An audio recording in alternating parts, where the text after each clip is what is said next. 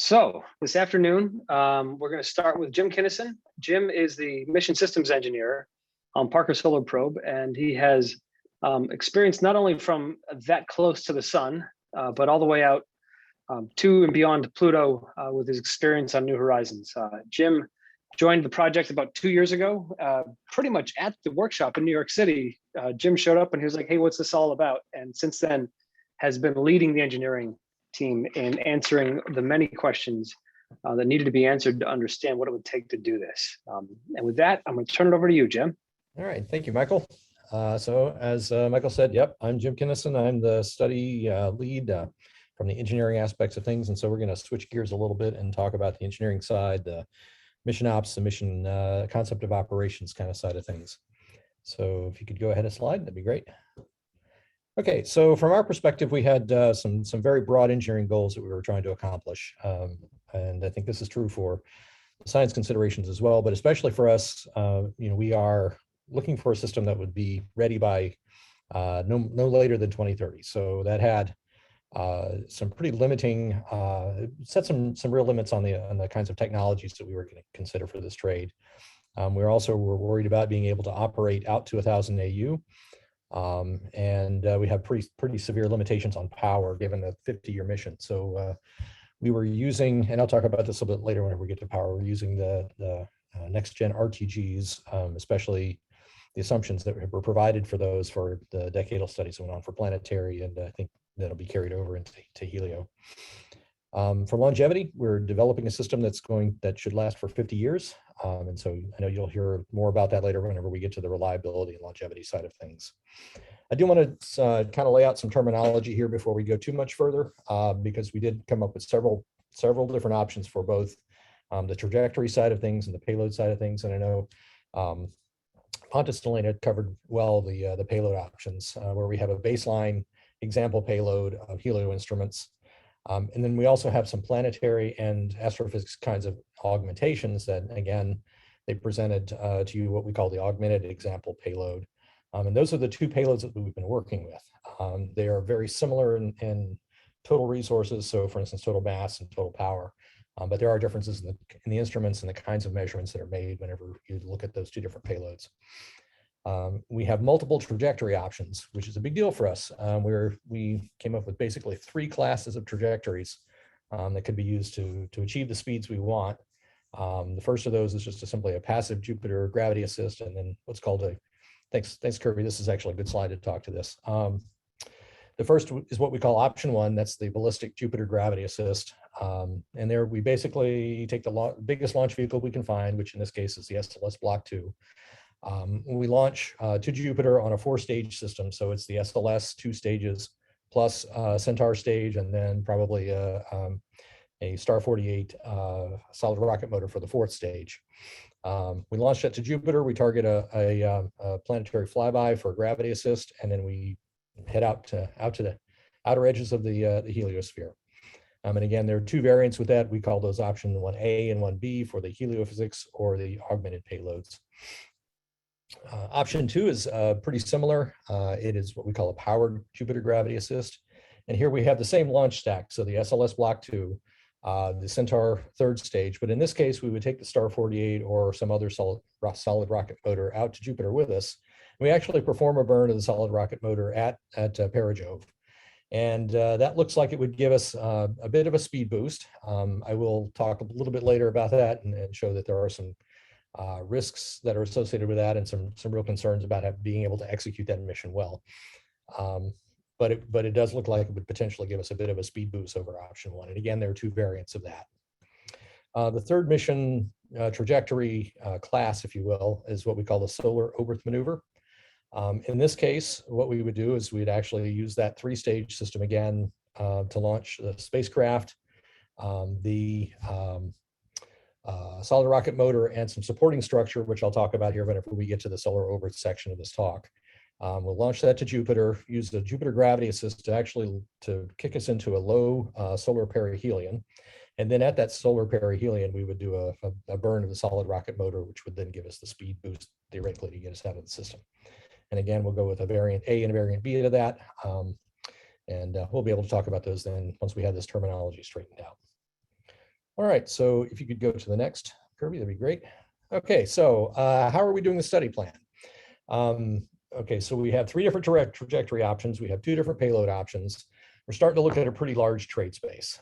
So the first thing we did is and this was a couple of years ago, we worked with the science team to identify that trade space, to figure out what those payloads would look like, allow us to build the constraints and the system trades that we needed to do on the spacecraft side of things, the flight system side of things.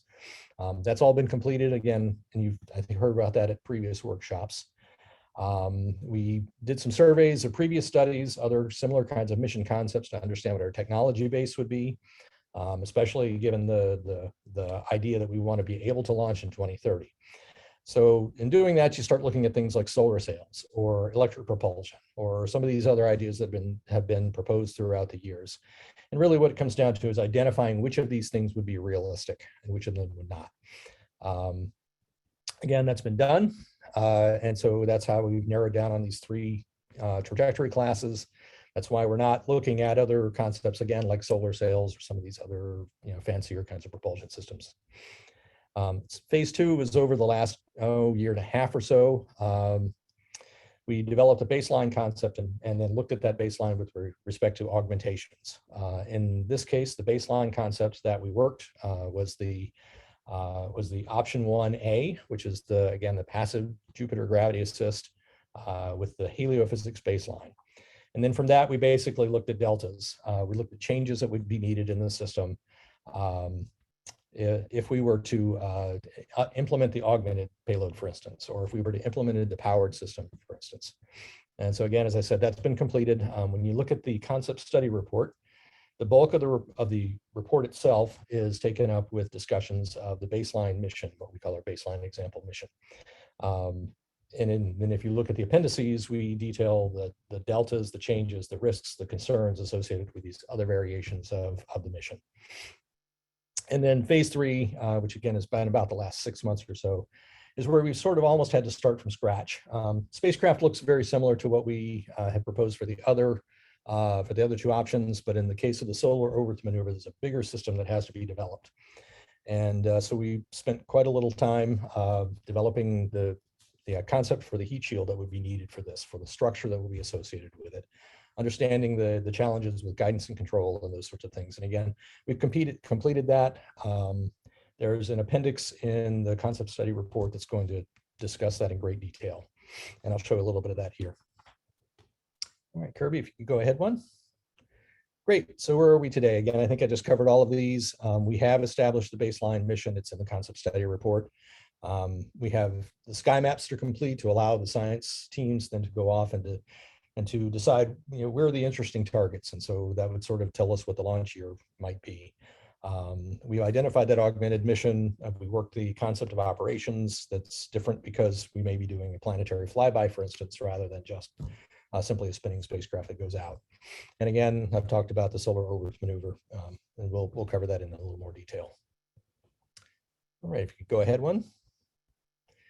All right, so you've seen some of these star maps before. I want to talk a little bit about what this is from an engineering aspect. Basically, the idea here is that for a given launch year, for a given Jupiter Earth configuration, you can do a grid search on the sky, and that's kind of what we're showing here. And that grid search will show you for a given launch year, launch configuration, what is the possible speed should we want to go in a particular direction after the Jupiter gravity assist. And so you build one of those up for each of the 10 or 12 years or so in the time period that we're looking at. And what you get then is, when you put them all together, is a composite map. That's what this is. This composite map gives you basically hot zones. So for any given launch year, there's going to be areas of the sky where you'll be able to achieve higher speeds versus other areas where you can achieve very low speeds. And so on the composite map, then what you get is a series of these hot zones stretching across the sky that correspond to each individual launch year. This is particular for a particular launch system. So this includes the SLS, the Centaur, the Star 48. It also depends on the spacecraft mass. And so one of the things we did early on was we developed what we thought was a reasonable MEL for the master equipment list and mass list for the spacecraft, the flight system configuration that allows us then to tune these maps to that particular configuration. We've also looked at, and I'll talk about this a little bit, I think on Thursday, the next time I talk. We looked at what happens if you change the mass of that system, and it turns out that it's a very linear relationship with about a change in speed of about 0.17 AU per year for about a 50 kilogram change in mass. In particular, I think Pontus showed you one of these maps that showed the most interesting, or at least the launch years that have been identified as interesting ones from a science perspective. That begins in 2036, stretches out to 2041. For the purposes of things like costing, understanding technology development schedules and so forth, we've assumed that 2036 is the launch year for the purposes, again, of the engineering studies we go forward. And I would also say that whenever you look at the sky maps, for the augmented mission, since the flight system is essentially the same mass for both the baseline and the augmented system, sky map doesn't change. So really all you're talking about whenever you go from the baseline helio mission to an augmented mission is a change in target. So perhaps you want to go to a particular point in the sky that allows you to intersect a planetary object or something of that nature. All right, if you can go forward one, Kirby. This is what option 2 looks like. Since it is launch system dependent, the sky map will change because we've changed the way we're launching the vehicle. So again, in this case, this is the 3-stage launch with an SLS Block 2 and a Centaur. We're taking the Star 48 motor out with us. The speed of the mass of the flight system changes because we have to add things like extra propellant to be able to control the full stack as it's flying. And so there is about a half an AU per year increase in speed over option 1 here. But as I said, this mission is much more complex because now we're taking that solid rocket motor with us to Jupiter, and we're actually firing it there in a very interesting environment, let's say. Again, the baseline launch year here is 2036. Again, we have launch options that exist from 36 to 41. And so there's a lot of flexibility here for the scientists to be able to pick the interesting targets that they want to go to. Again, the augmented mission is just a redirection of the target point because that doesn't really change the configuration of the launch system and the flight system that much. And again, there's a nice linear relationship between mass change and speed change that once again allows for flexibility. All right, Kirby, if you could go ahead. All right, concept of operations, you've probably seen this one before as well. One of the things that we're worrying about, how are we going to operate this spacecraft? This isn't just simply go to Jupiter and then get out of the solar system. We're doing things all the way along. And so this gives us an idea of how we're going to do that, right? The baseline scenario is on the top. And there you're talking about, as Pontus has mentioned, a spin stabilized system for the purposes of deploying and controlling the 50-meter wire antennas for the plasma wave system. That drives a lot of the operations. At that point, then you're not going to be changing, directions very easily. What's really going to matter most is just keeping the antenna pointed back towards the Earth, making sure you communicate with the Earth through the high gain antenna. And then the different phases of the mission then really just correspond to different kinds of measurements you're going to make and different frequencies of measurements you're going to make to allow you to fill up that bucket of data that we can get back to the Earth, if you will. Okay. Whenever we talk about augmentations, it's a little bit different system because obviously you're going to want to go out to a planetary body. You're going to want to go to 3-axis mode. You're going to want to point the spacecraft. You want to be able to target various aspects of the body as you're going by. And so you got to have that 3-axis stabilization. It's a big change to the guidance and control software, not so much to the hardware. It isn't really that much different in what you would use to do all of those things. The biggest change, though, is you cannot use the 50-meter antennas and go to 3-axis mode. The spacecraft has to stay spinning at a few RPM to be able to control those big wire antennas. And so one of the things the scientists did was they looked at what are the other options that might be possible, would still accomplish the mission, even though there might be some compromises. And that's why we've gone to the rigid plasma wave antennas for the augmented case whenever we have to go 3-axis. And then again, very similar in the bulk of the mission, you've got an inner and an outer heliosphere phase and an interstellar phase where you're mostly just taking measurements on a regular basis and you're getting the data back to the ground. The difference here is that you would have probably some sort of big pulse of activity as you're going close to a planet, and then having some period of time where you got to get the data back to the ground. Astrophysics augmentations are actually a bit more reasonable. There may be some cases where you want to stop spinning, point the spacecraft at various locations in the sky, those kinds of things. Those would be easily accommodated under the same kind of scenario. Okay, why don't you go ahead, Kirby? Great. All right, so everybody likes pictures. This is what we think the spacecraft could look like. Again, this is not the spacecraft necessarily, but just simply something we put together as a good example of what the system might look like at the end. This is the baseline observatory, so its mass is about 860 kilograms. That includes the margins that NASA would require. So we think that 860 is a pretty good number here for what the size of the spacecraft would be. Power again is 2 next generation RTGs. We're assuming that, well, it's more than an assumption. So we've actually we've asked the folks who understand RTGs at NASA to help us understand what the degradation would be after 50 years. We think that we're looking at greater than 300 watts electric after 50 years. And so 300 is kind of the cap of what we're assuming. When I get to power, I'll show you kind of what the powered mode looks like way out there at 50 years. Payload. So for the mass, approximately 100 kilograms. It is possible to have a heavier or a lighter payload. There's a trade to be done there, as I said, with speed. So that's something I think that down the road, a science definition team would want to look at in some great detail. But if you're looking at something that's about 100 kilograms, then the speeds that I'm talking about here are pretty close to what we'd be able to get. Let's see, telecom. So this is an X-band system. It's X-band because there are significant pointing constraints that occur whenever you want to go to a Ka-band system or something like that, or an optical system, for instance, whenever you're 300 AU or out to 50 years. It is a significant challenge to point the spacecraft well enough to Earth to be able to achieve some of these other higher data rate systems. So we looked at an X-band system. And to do that, you probably need something like a 5-meter high gain antenna. So the picture that we're showing you here is a spacecraft that's about 2 meters across with this 5-meter dish on top of it.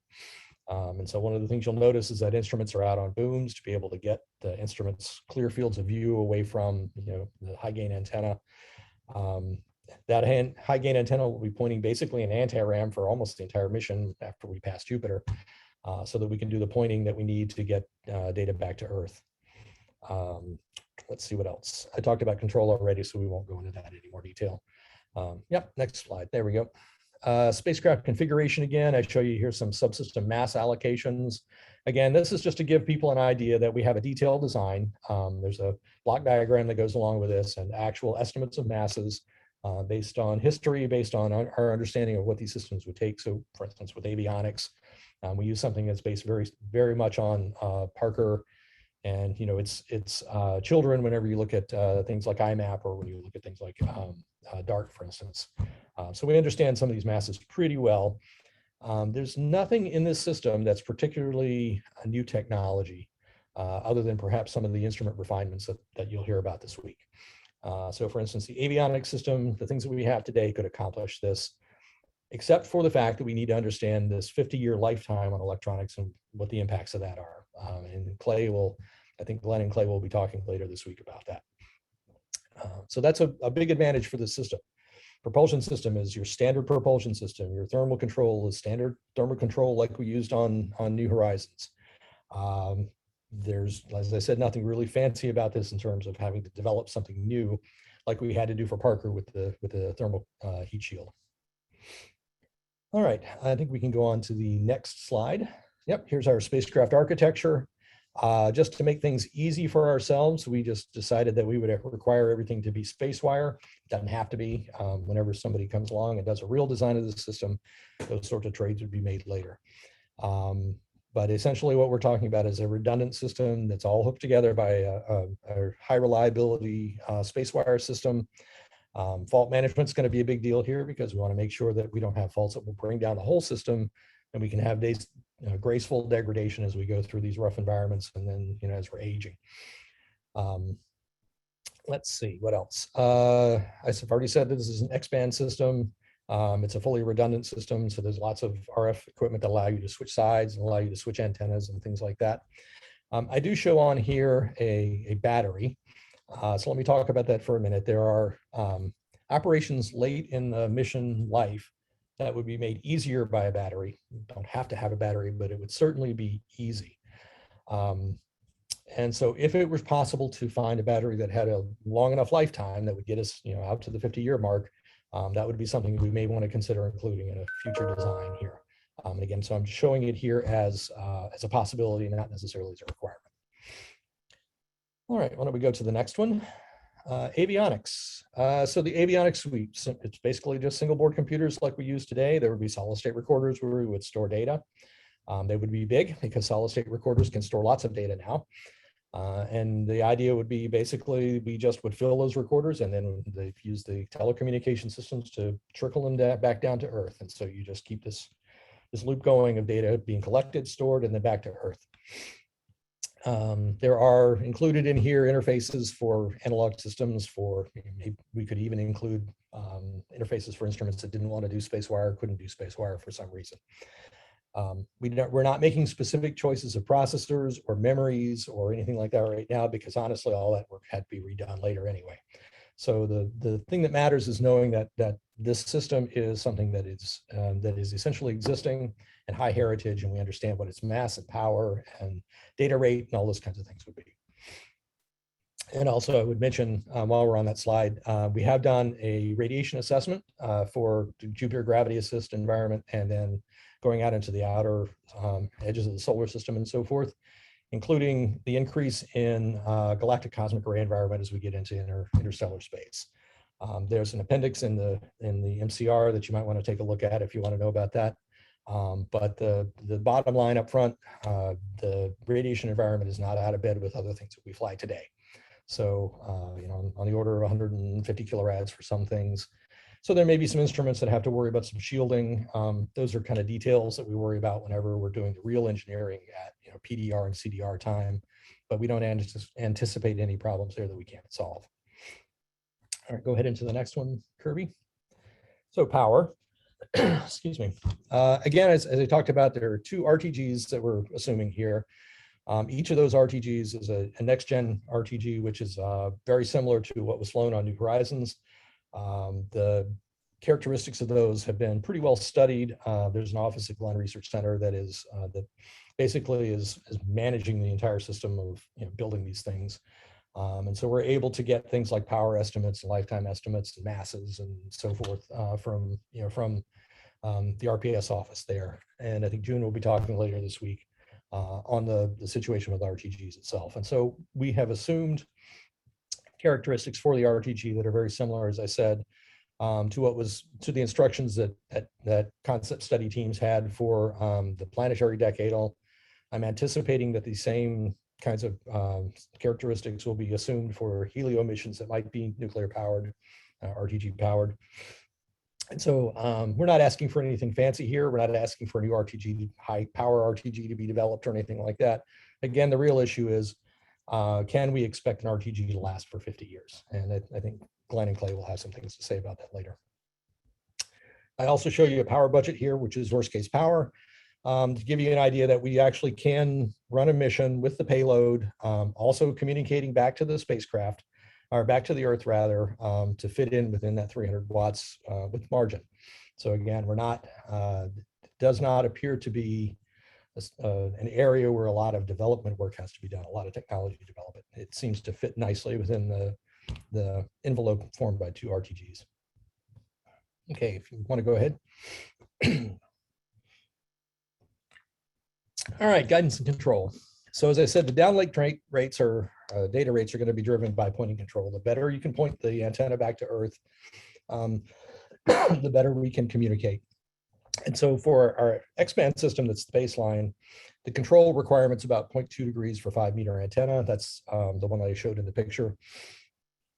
That's not ridiculous. It is a little bit of a challenge, but it's not something that we don't anticipate again. A lot of engineering or technology development that has to be done to make this work. If we were to go to an X-band or a Ka-band system, for instance, we could have a smaller dish, probably in the order of 2 meters, but the pointing requirement then it becomes much more challenging. It's not clear that we can achieve that at this point. There's a little bit of work to be done, I think, later on down the road, again, whenever we get into a real engineering cycle for this, that perhaps would allow us to, if we can solve those problems, we maybe could go to a K system, which would give us higher data rates. We'll just have to wait and see whether that works or not. But for the moment, we have a baseline system here, which meets the mission requirements and provides a pretty good signal back that allows lots of science to get down.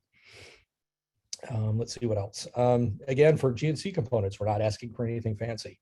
We're not using reaction wheels on this system for the same reason New Horizons did. They have known limited life issues because you're talking about a spinning disc with bearings, and bearings wear out. And so, we've just, from the beginning, we just planned a system that wasn't going to use that. So everything is thruster controlled.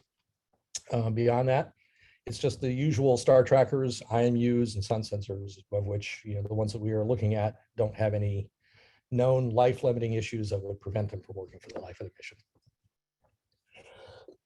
Okay, Kirby, if you could go ahead. Telecommunications, I talked about this a little bit already. This is the kind of system that would be flown. Again, this is a two-sided redundant system. When we get down to real design and, we'll do a reliability assessment, there may be other components that get added. But basically, we have the standard antennas here for communication close to Earth. As we're going away from the Earth, we'd be able to use a sort of medium gain antenna. But pretty quickly, we're going to get to the point where we can only communicate on the high gain antenna. And that's why we're paying so much attention to it. It's a 90-watt system, TW2A system, the way we designed it here. Again, this is not something that's out of bed with what we fly on other missions. TWTA power is a little higher than what you'd see on many missions, but they exist already. They're well understood. And through that HGA, we can get, I say, 500 bits per second downlink at end of mission here. 500 plus or minus.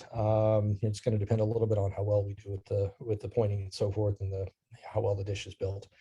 But we think, again, we've got significant downlink rates here, even at the 50-year mark, even out past that into the 1,000 AU kind of range. And I'll show you an estimate here in a little bit of the weekly data volume that we can get down as a function of sort of time through the mission. We did look at optical systems, and again, optical systems have some similar problems with the Ka system. They need to be pointed very accurately. So the difficulty that we have there, again, is one of guidance and control. And then on top of that, these are systems that don't really exist right now, so they'd have to be developed. So that's one of the reasons why we're sticking with the X-band system that's well understood. All right, Kirby, I think you can go to the next one. Sorry. Okay, so let's talk about our data downlink assumptions at this point. One of the things that you'll notice is we are talking to the DSN through the first parts of the mission. And then there's this thing called the next gen VLA. And basically what we're finding out pretty quickly is that the DSN, the 34-meter dishes, even arrayed 34-meter dishes are not going to be sufficient as we go out. And so once we're about 10 years or so into the mission, there will need to be some accommodation with the folks who are building the next gen VLA to be able to downlink the data that we're talking about. And we've begun some of those conversations, and folks seem to be receptive to that. This is not something that's going to just shoot us out of the water. We think that this can be accomplished. And I show you here the data rates and as a function of range here for the various stations that we're talking about, including the Greenback telescope, for instance, and things like that. So we've looked at a number of different options for stations. We're not asking for a huge amount. We're asking for an order of 10-hour passes a few times a week. Early on in the mission, once we get out to the outer heliosphere, and beyond that, it's going to become like a pass every week or 2 weeks, depending on what we're doing. This will change a little bit if we're going to be doing a planetary augmentation, because we'll want to work in here in about the 70 to 90 AU. We need to work in a pulse of data there that looks a lot like New Horizons. So they collect the data at Pluto and then spend the next year bringing it back down to the ground. That's easily accommodated. It is accommodated in the kind of data downlink assumptions that we're talking about here. All right, so why don't we go to the next one? And this is probably more interesting to folks. So this is the data volume per week. It is basically what we've done. We've taken that previous table and the previous graph that you saw of the data rates that we can achieve. and the assumptions that we've made about the number of contacts per week and so forth. And then we showed here basically how many bits in a particular week could be gotten to the ground under those assumptions. And so you'll see the pulse is pretty high as we're early in the mission, and then kind of walks down. There is a change as you go to the inner heliosphere. That change is going from the DSN over to the next gen VLA. There's another change at the outer heliosphere where we're changing the number of times per week that we're downlinking to the Earth. And then the yellow line there is L plus 50 years, and you can see there we're still talking, if I read the chart right, better than 10 to the 8th bits per second. So that's like that's like 100 megabits per second, and 100 megabits in a week. And so small whenever you think about it in terms of gross terms, but lots of data, much more data than we've ever gotten back from that part of space, right? All right, some future study that we're looking at here is we do want to understand what happens if we have an RTG fail. So we're at half power essentially, right? And so we want to understand what the mission impact will be, what the operations impact will be, and whether this data volume per week chart changes because now we have to worry about turning off instruments and turning on communication systems and all those kinds of things. So we'll be working that whenever we get back to the study again. All right, Kirby, why don't you go to the next one? All right, reliability. I've already mentioned this a couple of times. Obviously, the big elephant here is how do you know you're going to be able to make electronics that last for 50 years, right? And so one of the things that we've done is we've gone back and looked at the historical record to look at how long do spacecraft really live, right? And so there's a nice paper out, a couple of papers out, I think that the folks who are working the reliability and longevity side of things have published that really show that whenever we launch spacecraft, generally they work for a very long time. It is an anecdote, but Voyager is the classic example. That was designed for a 4.5-year mission and is now 43 years into its mission, right? So, so there is evidence that we have that spacecraft will last a long time once they're in space. Our former chief engineer, Cooch, used to say the safest place for spacecraft was in orbit, right? Was in space. So the expectation there is that systems can be made that way. Now, the challenge is understanding what it takes to prove that, to demonstrate that. And so part of the effort that's been going on has been to understand what sort of screening and qualification would need to be applied to electronics in particular and some materials to demonstrate that they last for the 50-year lifetime that we want to have. And then develop the the reliability models that link with the science objectives and show that even if we have failures, even if we have a graceful degradation, if you will, we'll still be able to accomplish the mission. And that's all written up very nicely in the concept study report. All right, so why don't we go to the next one? All right, ground segment. That's another big challenge. How do you build a ground segment that will be able to operate for 50 years?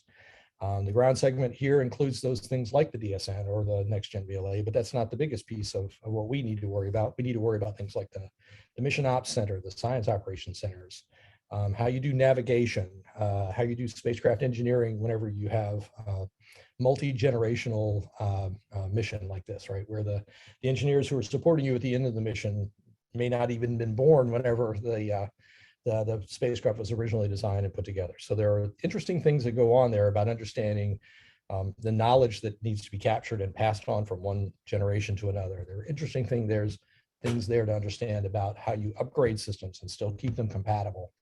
All of those kinds of things is, we're obviously not going to set up a PC that controls the spacecraft and expect it to last for 50 years, right? So how do you migrate these systems throughout the mission so that we can maintain the capability? And again, there's a big piece of this in the concept study reports. It's a really fun kind of thing to think about whenever you start thinking about all of these challenges that we might face. All right, so let's go to the next one, Kirby. All right, so the augmented mission. As I said, the basic spacecraft systems are going to be the same. The science team intentionally kept the same payload mass and power allocation. That makes it easy for us to try to integrate. So really, whenever we're trying to accommodate the augmented science mission, there were two things that we needed to do. The first was to relay out the instrument accommodation, where things are placed on the spacecraft. We did that. We were able to successfully do that. And I think Alice has some interesting things to say about that later in the week. There were no hardware changes associated with things like GNC or avionics or power, any of those things. We were able to make a mission that fits very nicely in that envelope. The other thing that will change, of course, is the concept of operations, and I already mentioned that a little bit. All right, so let's go to the next one, Kirby. Here's some pictures of that accommodation that I talked about. I think this is showing the cameras out on a boom that is you know, just again, the purpose of this is to show that we can make changes to the payload in the kinds of ways that we're talking about here without perturbing the system too much, right? All right, so let's go to the next one. All right, now suppose instead of doing we're back to the baseline mission, instead of doing the unpowered Jupiter gravity assist, suppose we want to do the powered gravity assist. What would that entail? All right, so again, the mission concept here is now we have a 3-stage launch. We're carrying the solid rocket motor with us to Jupiter. We then fire that motor at Para-Jove, and that gives us, and then we have a post JGA separation and deployment of booms and those kinds of things. But then we just conduct the science mission as before, right? Our biggest concern there is controlling the solid rocket motor thermally and controlling the flight system from a guidance and control, attitude control kind of a sense, right? Solid rocket motors are kind of finicky, especially when it comes to temperature gradients and things like that. And so we probably would need to come up with a way to move heat from the spacecraft RTG thermos bottle system down into the solid rocket motor, whether that's using electric heaters or some kind of heat exchanger or something like that, we don't know. But if someone told us you need to do this problem, this mission, then we would have to figure that out in future engineering trades. We know that the flight system is more massive, and so it's going to take more propellant to control it. That's both for trajectory control, making sure we hit the aim point properly, and then also for attitude control as we're rotating the spacecraft for various things. It again adds complexity to guidance and control, adds complexity to the propulsion subsystems. It may mean we have to add some larger thrusters in addition to the ones that we're already carrying for the fine control of the spacecraft, as in the passive JGA mission. And again, we've talked a little bit about the plasma wave antennas. They would not be able to be deployed until after the Jupiter gravity assist. We'll be pulling about, I think 7.5 Gs or something like that whenever the solid rocket motor fires. And actually it's worse whenever it stops firing. And so you don't want to deploy these long flexible antennas while this thing is firing and then, wind up tangling them up with each other and so forth. So there may be other deployments that we also have to defer just because we don't want instruments hanging out on like a magnetometer out on a boom somewhere that's going to see these kinds of G loads and things like that. So there is some complexity with the way that we deploy the booms and the way we operate the instruments associated with doing this mission, rather than the unpowered to the passive JGA. All right, so if you go to the next one. Okay, my favorite, the solar Oberth maneuver. Let me just talk to you a little bit about what this mission again looks like, just to remind you. This is launch followed by a flight system cruise to a passive Jupiter gravity assist. Now, when I say Jupiter gravity assist here, that includes the solid rocket motor that we're carrying, which is a significant mass, right? The JGA then targets the perihelion where we want to actually perform this Oberth maneuver. For the study that we looked at here, we looked at a solid rocket motor firing in about 2 to 5 solar radii from the sun, right? So this is 4 to somewhere between 2 and 4 times closer to the sun than Parker will get. So just keep that in mind as you're going forward, right? Then we have a flight system cruise. It's got to go out to about the orbit of Venus or so before we can fully release this thermal shield and all of the structure associated with that for the spacecraft, then to continue on with the primary science mission. Right. There are lots of concerns with this, as you can imagine. So the first is the heat shield. Any asymmetry in the heat shield is going to introduce some very large torques from solar pressure. We know that the solid rocket motor center of mass is going to shift during the burn, right? And it's going to cause large torques on the system again. To do that, to control those things, one of the ways you can control that is we actually have included a balance mass in the design that I'll show you here in a second. That basically offsets the heat shield and keeps the center of mass along the thrust axis of the solid rocket motor. That prevents us from having those big torques that we were talking about, or at least some of them. And so if you do that, you have to increase the mass of your system, of course. I mean, and it's a big mass. I'll show you a mass breakdown here a little bit later.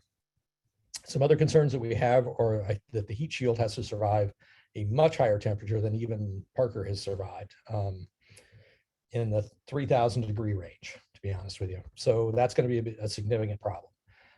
We did do a little bit of advanced work with a company out in Idaho that looks promising, but there is a lot of development that's going to have to go on before we can say that we have a heat shield that's big enough, that's good enough, and then prove that it's good enough for a system like this. Let's see. This configuration, whenever you start talking about putting a spacecraft behind a heat shield, really constrains how you do things like place your GNC sensors, how you place your thrusters, all of those kinds of things. So there's a significant problem just from that alone of how do you develop the GNC system that you need, given the constraints of fields of view and all that kind of good stuff. All right. So why don't we go to the next one? This is a little bit about the temperatures. I talked about this already. I've already mentioned that we have looked at some advanced materials that show promise, but my guess is, and again, this is a guess, that to go from where we are today to having a fully developed heat shield like we're talking about here is at least a decade.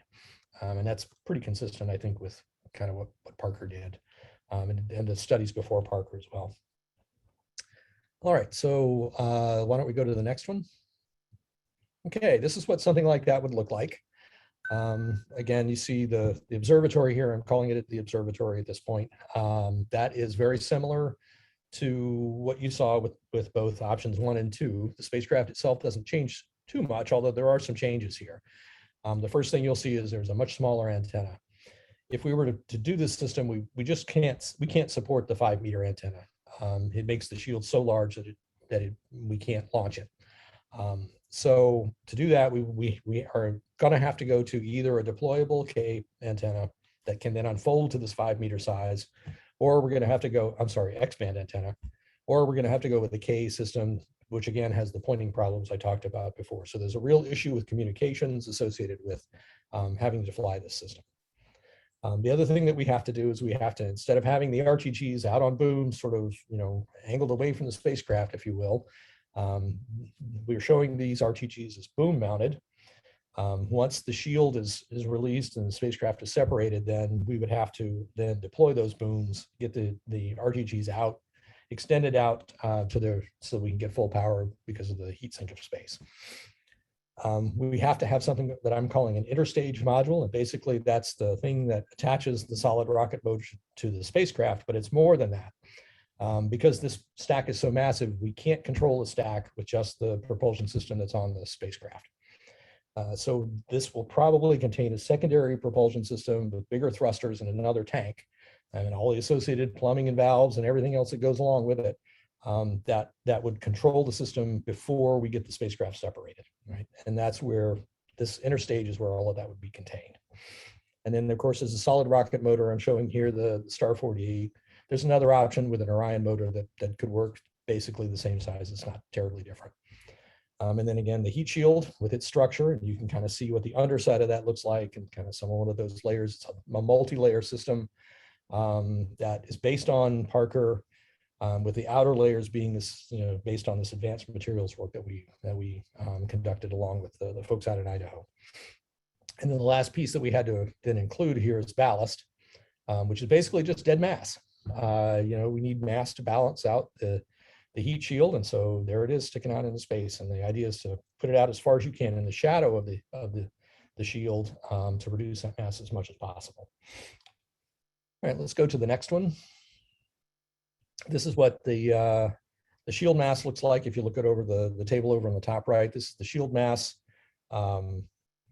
as you go deeper and deeper into the sun, right? So obviously at 6 RS, you don't need as big a shield. It's not as hot, so things can be a little better. But by the time you get into 2 solar radii, you're really talking over almost 700 kilograms here, 650 kilograms just for the shield mass itself. And so that's, you can see how these things are going to start adding up as you build this system. I took a stab at what a flight system would be for a 3 solar radii perihelion, and I show you that in the bottom table there. And we're looking at something close to 7,000 kilograms, so 7 metric tons, to be able to make this system work.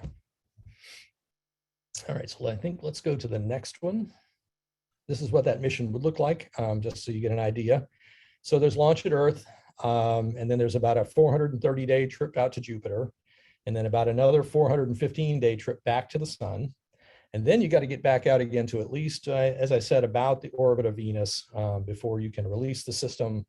You can, and then the spacecraft can continue on, on its primary science mission. So there is a significant time spent in the, in the space, in the part of the heliosphere lower than the orbit of Jupiter, if you will, right? And Ralph is going to talk about this whenever he gets a chance to. We've done quite a bit of study here, just showing that even though you might be able to, in the best case, you might be able to achieve a higher escape speed, the fact that you're spending so much time, I'll say below the orbit of Jupiter, if you will, means that you really do, you don't get to you don't get to 100 AU any faster. You get there slower. You don't get to 300 AU any faster. You get there slower, even though you ostensibly you're going at a higher velocity. And on top of that, whenever we do an actual rack up of the masses, like I showed you in the table on the previous slide, it's not even clear you can achieve the same escape speeds, even close to the same escape speeds as you would with both the passive and the powered JGA. Okay, let's go to the next one. All right, so I think I talked about the speed benefit a little bit. And again, you'll hear more about that whenever we have more detailed presentations. I would just make the point again that the solar Oberth maneuver here is adding significant risk to the system, to the mission. Control of the flight system is, not only is it much more difficult, but it's also much more critical, right? Because we have to recover very fast from an off-point incident or something like that. If something sees sunlight, we're done, right? Thermal control of the solid rocket motor becomes interesting. If you think about that heat shield, right, that's riding on top of the solid rocket motor, the front face of that heat shield is very hot. We're getting rid of most of that heat, but not all of it. So the back face of that heat shield is also going to be hot. By an analog, whenever we get to closest approach for Parker, we expect the top face of the heat shield to be 1300 C or something like that. The back face of the heat shield is going to be 300 C. So you can see that there is significant heat still being generated from the back of the shield, radiated onto that solid rocket motor. And we're really concerned about the fact that we're going to see these delta, these temperature deltas across that solid rocket motor. And would that even be possible or not? There may be ways to solve that. It's an engineering challenge that'll have to be carried forward if somebody really decides to do this mission. Another problem that you're going to see here, of course, is that there's a significant cost increase and schedule increase to this mission because you're building a lot of extra stuff that you wouldn't have had to build before. And so I think there's some words about that in the concept study report, and we may be talking about that a little bit later in the week whenever we talk about programmatics. All right, Kirby, what's next? Conclusions. Okay. So bottom line, we've done everything we said we were going to do. We've looked at the configurations, we've looked at the trades we said we were going to do. And the judgment of the engineering team here is that the baseline mission can achieve all of the engineering goals. We can accomplish the science with it with a minimum risk as compared to the other missions. Mission augmentations are achievable. They can be accomplished with minimal changes to the baseline design. That's okay. And so there's a lot of trades to be done later on whenever you're talking about a real science definition team that would look at real science objectives and goals and make some decisions about those. We think that the power JGA mission can be achieved. It'll give you a bit of a speed boost. It's not clear that that speed boost is worth the additional technical risk that you would incur in the rest of the mission. And frankly, we think the solar Oberth maneuver, while theoretically some of these challenges could be solved, it doesn't really offer any speed increases over the baseline mission. It does add significant risk and cost and schedule to the mission. So it's clear to us, at least anyway, that the mission we ought to do is something like the baseline mission with perhaps the augmented payload. All right, I think that was my last slide. Yes, okay, so we've got about 10 minutes. Michael, you ready to go to some questions? Yeah, absolutely. Thank you, Jim. Tony Freeman asks if during cruise, essentially, could you do energy harvesting from the plasma in the interstellar medium itself? If there were a way to actually glean power out of the plasma that we're flying through. And I'm not an expert on this front, but I believe that the density, that even though it's hot, even the plasma itself is hot, which is a measure of how fast the particles are moving around, that the density, that the energy density that we're flying through is so low that we would not reasonably be able to trickle charge a battery, let's say, with the amount of energy we'd be able to collect, unless we brought a massive collector with us. Yeah, and I would agree with that. I obviously haven't studied this, so Nor it's have something we'd want to look at in more detail. But I think you're absolutely right about the density. The other thing that I would say is, even though I mentioned that, we've been looking at batteries, I don't really have much of a hope that we're going to find a battery that's going to last for 50 years. And so the idea of trickle charging a battery is great, but it's not clear to me that that would be what we'd be able, that there would be a battery for us to trickle charge, right? Having said that, we can do the mission with the RTGs. And if this was an interesting technology add-on that someone wanted to look at to help improve the mission, then that could be done, right? So it could be looked at in the future. Pontus actually put into the chat on our side that Jeff Landis at NASA Glenn Research Center actually looked into this, and I'm not sure what the reference is exactly, but something like a 5,000 to 10,000 square meter of collection area would be required for some sized spacecraft. And Ralph also comments that studies have been done on tethered satellite systems, and that the numbers just don't close from a total power collection standpoint. Right. So, but I'm fascinated by ideas like this, and I believe that that if you can't find that the NASA Innovative Advanced Concepts Program Office, if they haven't already funded a project like this, it sounds like you might have a proposal to write, Tony. I think so. They definitely look at these exotic possible technologies. So thank you for the question, Tony. Jim Marshall Eubanks asks, could you carry along a spare set of 50-meter wire antennas, which are, of course, really just wires?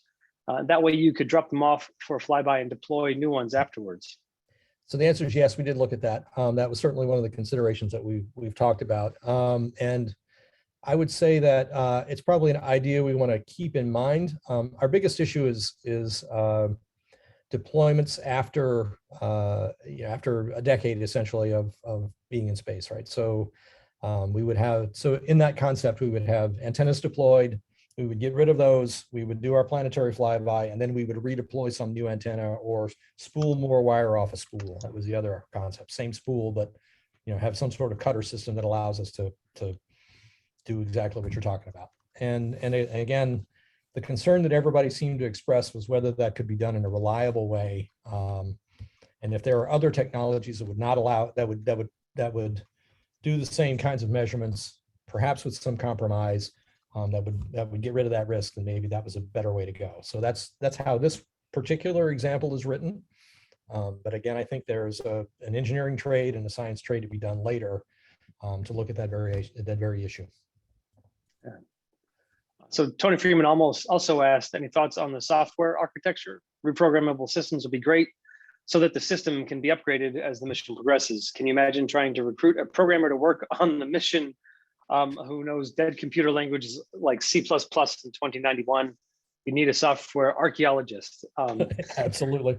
Yeah, that is a concern. And it's one of the things I think the longevity folks are looking at those sorts of things. I mean, from a spacecraft standpoint, I can easily imagine a system where you would have a translator from some new programming language that then translates back into something that spacecraft could understand. But I mean, at some point, no matter what you do, there will have to be some knowledge transfer, some knowledge, that's moved from one generation to another so that people can understand the system and fix it, right?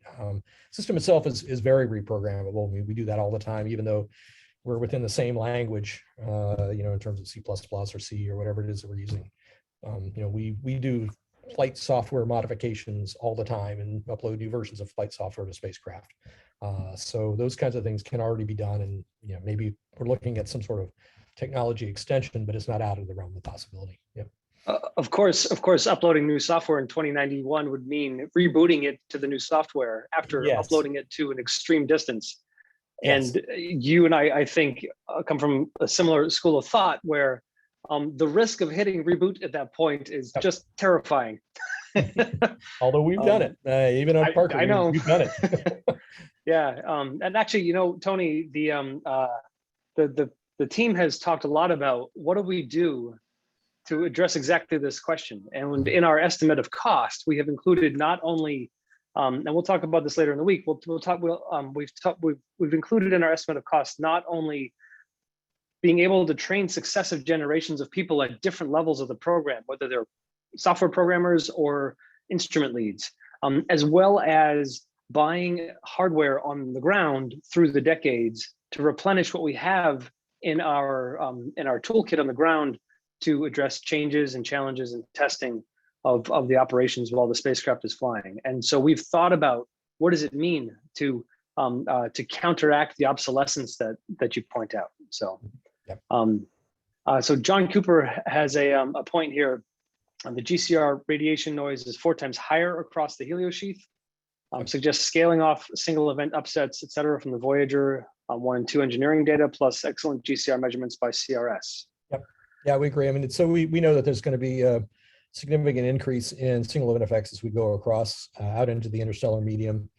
So we're trying to account for that in the engineering design. But again, we haven't actually picked parts here. The question is, can we in the future pick parts that would be that would meet the radiation requirements? And we think that, again, this is not a showstopper, even a factor of 4 increase over single event upsets or things like that, because we're not going to allow destructive effects.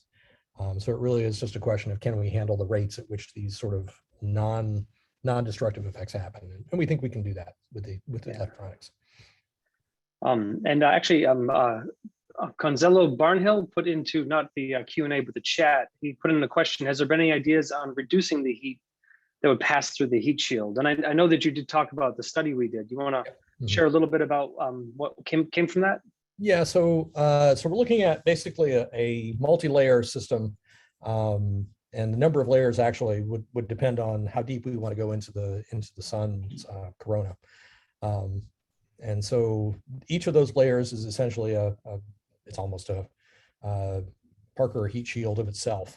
And so we would have a stack up of those, and then on top of that would be a layer of this other material, which then contains the final sort of what's going to see the sun. And the idea is to try to get that heat, as you say, down to a reasonable level. Now for Parker, I mentioned that it would be 300 C on the backside of the heat shield. Well, the reality is, because of the way we've designed the system and we've got some thermal blankets and things like that, we can keep the temperatures, we can keep the thermal energy, the thermal power input into the spacecraft down into the tens of watts kind of number.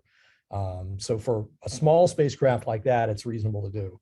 When you're talking about something now that's a much bigger surface area that you got to worry about, much more collection, area, it's got to be engineered. And there are things that I think that, if we talk to our thermal engineers, they would say extra thermal blankets. They would say, make sure you've got plenty of radiator space where, lots of views to open space, those kinds of things. So that's the kind of thing we would look at. The problem is that we haven't really done the work yet to know just how far down we could get that temperature to know whether we have a problem with the gradients across the heat shield. Across the solid rocket motor, and they are pretty sensitive to that. So that's something we got to worry about. Yeah. So we are right up at 2 o'clock. Thank you very much, Jim.